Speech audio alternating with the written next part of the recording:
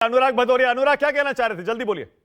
देखिए, मैं कह रहा हूं कि आपको एक ही शब्दों में सारी बात समझ में आ जाएगी।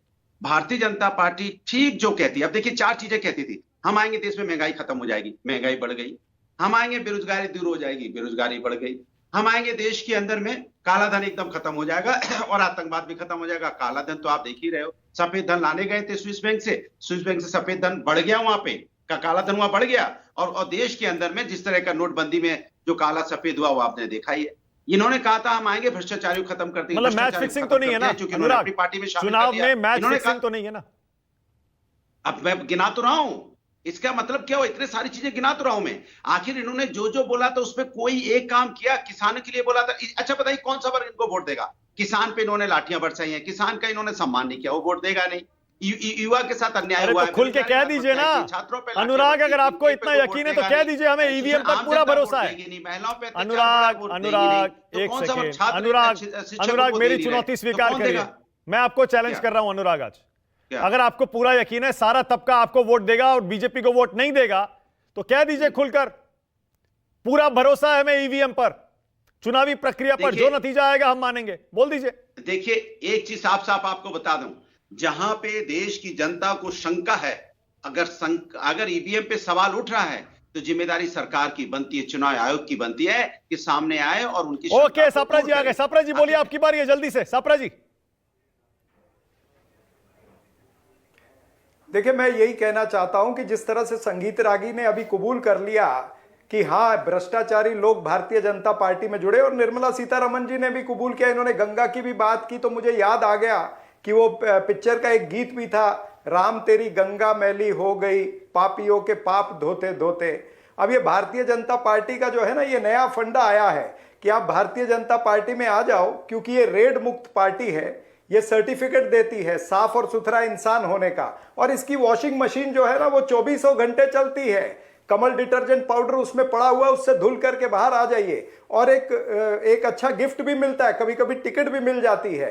तो ये भारतीय जनता पार्टी का ये जो प्लान है लोगों के पाप धोने का, ये जनता के सामने आ चुका है। और ये ईडी की और सीबीआई की बातें करते, तो मैं इनको पूछना चाहता हूं, नरेंद्र सिंह तोमर के बेटे के ऊपर 10,000 करोड़ का आरोप लगा था ना, वहां से कनाडा से बैठ करके जगमनदीप सिंह ने पूरा अपना फोन नंबर भी दिया था, ईमेल आईडी भी दी थी। क्यों नहीं ईडी ने आज तक उससे कोई बयान लिए? क्यों आप नरेंद्र सिंह तोमर के बेटे को बचाना चाहते हो? क्यों आप उस यूपीपीएल के नेता जो आपके अलायंस पार्टनर हैं बेंजामिन को क्यों बचाना चाहते हो, जिसकी सरेआम फोटो वायरल हुई है कि वो नोटों के ऊपर सोया हुआ, लेटा हुआ है, 500-500 के नोटों पर? तो ये भारतीय जनता पार्टी का जो भ्रष्ट कैरेक्टर है, इससे नजर आता है पूछ रहा हूं, जो मैंने अनुराग से पूछा, छोटा सा जवाब, भ्रष्टाचार भी उनको स्वीकृत है। चुनाव का जो नतीजा आएगा उसे मानेंगे या नहीं मानेंगे सापरा जी? अब जब पहले से इतने सारे आरोप लगा रहे हैं, मैच फिक्स है और प्लेयर खरीदे जा रहे हैं, कैप्टन को डरा रहे हैं, अंपायर पर दबाव है, नतीजा मानेंगे या नहीं मानेंगे? देखिए, लोकतंत्र के अंदर हमारा अधिकार है कि जो गलत हो रहा है हम उसको पॉइंट आउट करेंगे। अगर कहीं पर अंपायर गलती करेगा तो हम बताएंगे कि अंपायर गलत है। कहीं पर एजेंसियां जो है वो भारतीय जनता पार्टी की टूल किट का हिस्सा बन करके, अगर भारतीय जनता पार्टी के अग्रिम संगठन बन करके काम करेंगे। ओके संगीत रागी बताइए, आपको क्या शक है विपक्ष इस नतीजे को नहीं मानेगा जो 4 जून को आने वाला है? संगीत रागी, ये हमारा अधिकार है ना। संगीत रागी, एक चीज मैं कहना चाहता हूं, जो भ्रष्टाचारी भारतीय जनता पार्टी में ज्वाइन कर लिए, जब भारतीय जनता पार्टी उन पर आरोप लगाती थी कि वो भ्रष्टाचारी थे, तब क्या कांग्रेस मानती थी उनको भ्रष्टाचारी? तब क्या शरद पवार मानते थे उनको भ्रष्टाचारी? तब क्या टीएमसी उनको भ्रष्टाचारी मानते थे?